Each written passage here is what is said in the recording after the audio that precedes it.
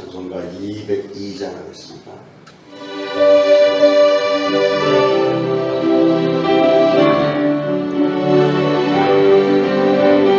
하나님 아버지 주신 죄는 귀하고 중하신 말씀을 기쁘고 반가운 말씀 중에 날 사랑한다 날 창조했다. 주께서 나를 사랑하니 즐겁고 즐겁도다. 주께서 나를 사랑하니 나는 참 기쁘다. 구속의 은혜를 저버리고 어긋난 길로 가다가고 예수의 사랑만 생각하며 곧 다시 예수께 돌아오리. 주께서 나를 사랑하니 즐겁고 즐겁도다. 주께서 나를 사랑하니 나는 참 기쁘다. 우주의 영광을 바라보며 예수의 이름을 찬양하리.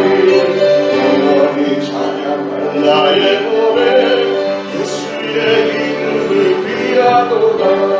주께서 나를 사랑하니 즐겁고도 즐겁도다. 주께서 나를 사랑하니 나는 참 기쁘다. 주 예수 날 사랑하시오니 나 또한 예수를 사랑하네. 날 구원하시려 내려오사 십자가 위에서 죽으셨네. 주께서 나를 사랑하니 즐겁도다 즐겁도다. 주께서 나를 사랑하니 나는 참 기쁘다. 주 예수 날 사랑하시오니 바위가 올라서 흘러가네. 그 나를 이렇게 사랑하니 그 사랑 어떻게 몰아낼까. 주께서 나를 사랑하니 즐겁고 즐겁도다. 주께서 나를 사랑하니 나는 참 기쁘다. 주께서 나를 사랑하니 주께서 나를 사랑하니 즐겁고 즐겁도다. 주께서 나를 사랑하니 나는 참 기쁘다. 나는 참 기쁘다. 나는 참 기쁘다. 다시 한번 나는 참 기쁘다. 아멘. 잠언 22장 1절부터 9절까지입니다. 다 같이 한 목소리로 봉독하겠습니다. 만을 재물보다 명예를 택할 것이요 은이나 금보다 은총을 더욱 택할 것입니다. 가난한 자와 부한 자가 함께 살거니와 그 모두를 지으신 이는 여호와시니라. 슬기로운 자는 재앙을 보면 숨어 피하여도 어리석은 자는 나가다가 해를 받느니라. 겸손과 여호와를 경외함의 보상은 재물과 영광과 생명이니라. 패역한 자의 길에는 가시와 올무가 있거니와 영혼을 지키는 자는 이를 멀리하느니라. 마땅히 행할 길을 아이에게 가르치라. 그리하면 늙어도 그것을 떠나지 아니하리라. 부자는 가난한 자를 주관하고 빚진 자는 체주의 종이 되느니라. 악을 뿌리는 자는 재앙을 거두리니 그 분노의 기세가 쇠하리라. 선한 눈을 가진 자는 복을 받으리니 이는 양식을 가난한 자에게 줌이니라. 아멘. 오늘 눈여겨보는 대목은 2절에 가난한 자와 부한 자가 함께 살거니와 그 모두를 지으신 이는 여호와시니라 하신 말씀을 눈여겨봅니다. 이 말씀을 가만히 묵상을 해보면요, 부자나 가난한 사람이나 모두가 다 하나님의 섭리 가운데서 이루어졌다는 겁니다. 바꿔서 말하면 내가 부자라고 해서 뽐낼 일도 아니고 내가 가난하다고 해서 또 위축될 일도 아니라는 거죠. 다 나름대로 할 일이 있기 때문에 하나님께서 어떤 사람에게는 재물을 좀 더 허락하셨고 또 어떤 사람에게는 재물 대신에 다른 걸 또 허락해 주셨다는 거죠. 그런데 만약에 부자가 없는 사람을 무시하거나 억울하게 만든다면 그것은 하나님의 뜻을 거역하는 일이 될 것입니다. 더군다나 돈에 여유가 있다고 해서 자기들만의 목적에 사용하는 것은 하나님 앞에 큰 잘못이라는 겁니다. 반면에 가난한 사람들은 부자들에 대해서 턱없이 미워하거나 부러워해서도 안 되고, 자기에게 주어진 하나님의 어떤 축복이 무엇인가가 있을 텐데 그거를 발견할 생각은 안 하고 나보다 잘 사는 사람을 시샘만 한다면 그처럼 어리석은 일은 없을 것입니다. 한번 생각을 해봅니다. 학생이 어린아이가 초등학생 때부터 대학을 졸업할 때까지 등록금이나 시간, 재능 이런 거 많이 투자를 해서 공부를 하잖아요. 그런데 그들이 공부를 다 하고 나서 대학을 졸업하기까지 공부를 하고 나서 얻은 게 뭐가 있을까요? 그들이 학교를 다니면서 얻은 게 눈에 보입니까? 눈에 보이진 않죠. 그들이 습득한 것은 눈에 보이는 것이 아니고 또 물질도 아닙니다. 머릿속에 들어있는 지식과 또 사회생활과 학생들 간의 또 선생님 간의 인간관계, 인격 이런 것이 몸에 뱄습니다. 그런데 그걸 돈으로 따져서 그 값을 과연 매길 수가 있을까? 그럴 수는 없죠. 어떤 사람은 대학을 졸업했으면 그동안 투자한 거 돈을 뽑아야 된다 이렇게 주장하는 사람도 있는데 그거는 잘못된 생각입니다. 대학까지 공부하는 목적은 돈을 벌기 위해서 대학을 다니는 게 아니고 온전한 사회생활을 하고 그래서 사회를 이끄는 지도자가 되기 위해서 고등교육을 받는 거고, 그 책임을 감당하기 위한 지식과 지혜와 능력과 인격을 기르는데 그 교육의 목적이 있는 것이 아니겠습니까? 하물며 성도된 우리들이 신앙생활을, 믿음 생활을 통해서 우리가 얻게 되는 것을 돈으로만 계산하는 것은 너무나 어처구니 없는 일이죠. 우리 믿음의 사람들이 하나님을 따름으로써 얻게 되는 것은 돈으로 따질 수 없는 영원하고 참으로 귀중한 진실된 것입니다. 이 세상의 그 무엇과도 비교할 수 없는 영원한 가치를 추구하는 사람들이 어떻게 세상의 것에다가 잣대를 삼아서 이게 잘 사는 거다 못 사는 거다 이렇게 평가할 수는 없잖아요. 그러니까 성도는 황금보다도 훨씬 더 값지고 귀한 믿음을 가지고 있기 때문에 이런 영적인 가치를 절대로 물질적인 것에 비교를 해서는 안 된다는 것입니다. 오늘 본문 1절에 보면 많은 재물보다 명예를 택할 것이요 은이나 금보다 은총을 더욱 택할 것이니라 이렇게 했지만, 왜 하나님의 은총이 많은 재물보다 귀한 것인지 잘 모르는 사람들이 많습니다. 인간들이 참 어리석어서 하나님의 은혜를 망각하고 사는 경우가 많은 것 같아요. 은혜를 많이 받아서 처음에는 은혜 충만하고 감사하고 막 눈물 쏟고 이러던 사람들이 조금 세월이 지나면 그건 그냥 당연한 것으로 생각하고 감사할 줄도 모르는 경우가 얼마나 많습니까? 하나님의 은혜가 아니었으면 난 큰일 날 뻔했어요. 이렇게 고백을 분명히 하고 간증까지 해놓고도 금방 세상 일로 인해서 하나님의 마음을 섭섭하게 하고 하나님에게 등을 돌리는 사람들까지 종종 있습니다. 그러나 여러분 다시 한번 생각을 해보세요. 만약에 여러분이 수십억의 재산을 모았다. 그랬으면 좋겠죠. 수십억의 재산을 모았는데 내가 오늘 세상을 떠난다. 그러면 그 수십억의 재산 어디다 쓸 겁니까? 얼마나 허망합니까? 그 돈이 무슨 소용이 있겠어요?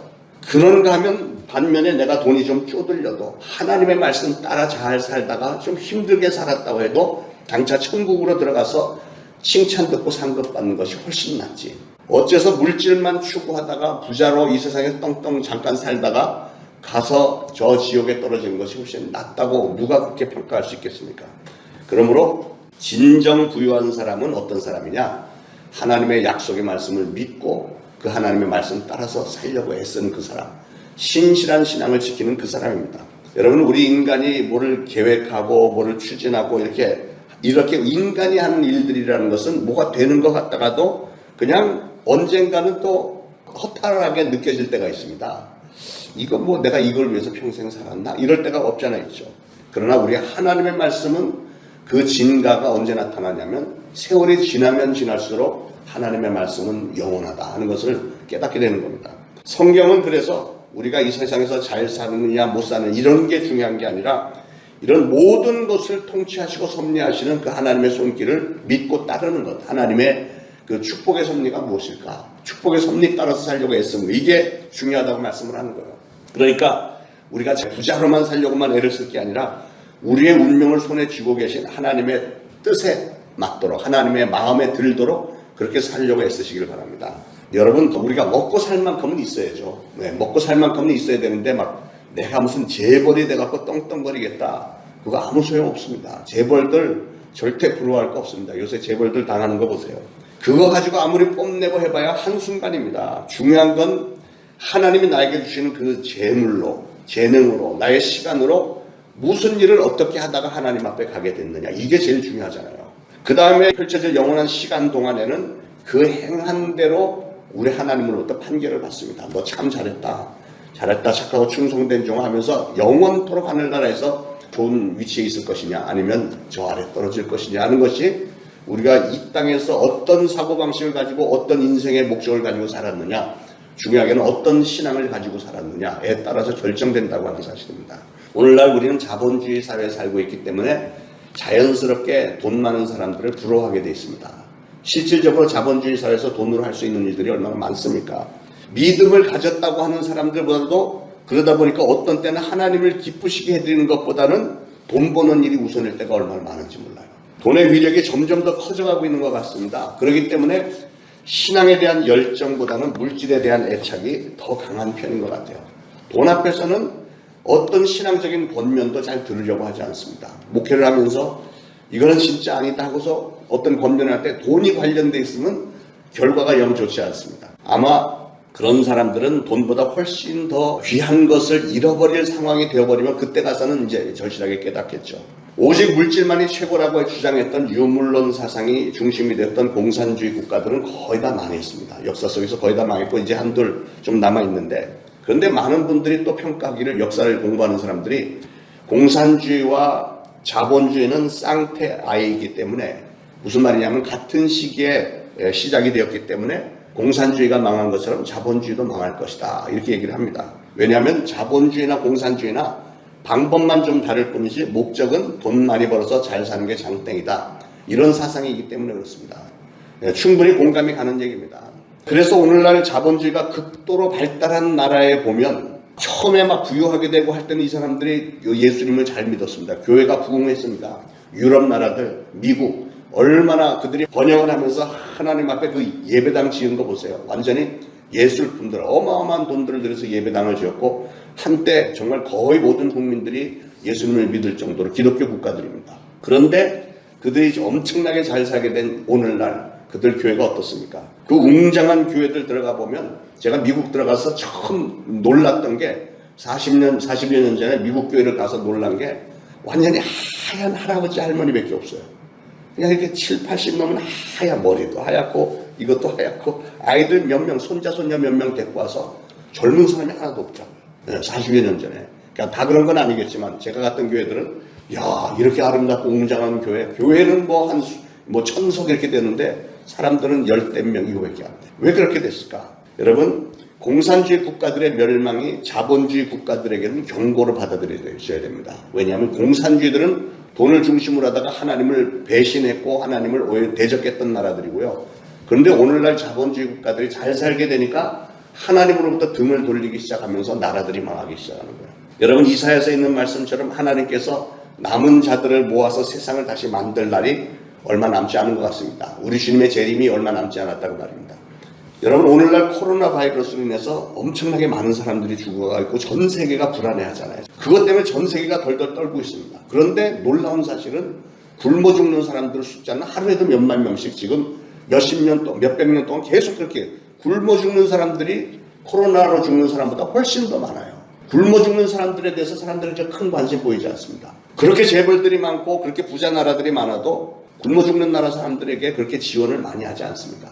지원을 한다고 해서 사람들이 무슨 자선단체에서 돈을 걷어갖고 전달되는 건 얼마 안 돼. 기가 막힌 사실 아니에요.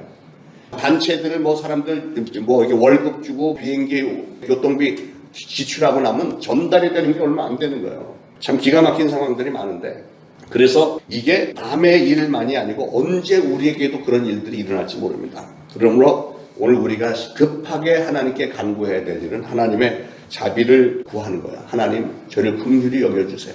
저희들 하나님의 뜻 따라 살겠습니다 하고 하나님의 손길을 기다려야 됩니다. 하나님은 우리가 영적으로 심히 곤궁하다는 사실을 깨닫고 은혜를 구할 때 자비를 베풀어 주세요. 하나님이 우리에게 가르쳐 주시는 말씀은 진정으로 넉넉한 생활을 하기 위한 조건이 재물의 많고 적음에 달려있는 것이 아니라 우리의 마음의 여유 정도에 따라서, 우리가 마음 상태가 하나님을 향해 있느냐 아니면 세상을 향해 있느냐, 이거에 따라 결정된다는 거예요.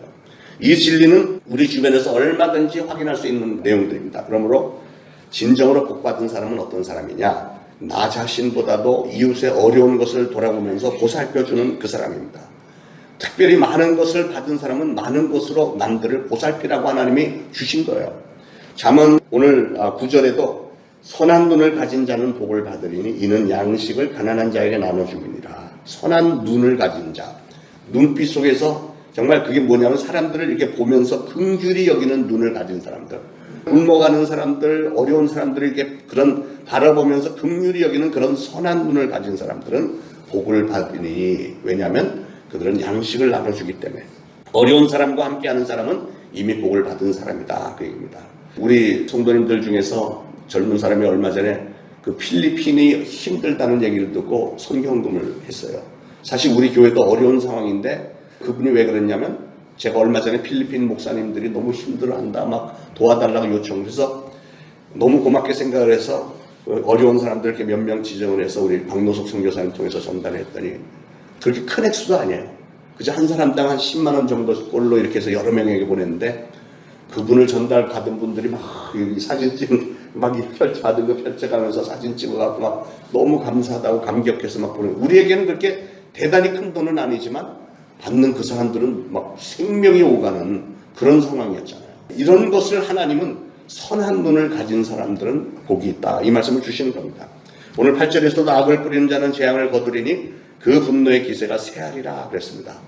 악의 씨가 뭡니까? 어렵게 살아가는 사람들을 모르는 척하고 자신들의 쾌락만 추구하는 것을 악의 씨라고 합니다. 그런데 그렇게 살면 뭐를 거두게 된다고요?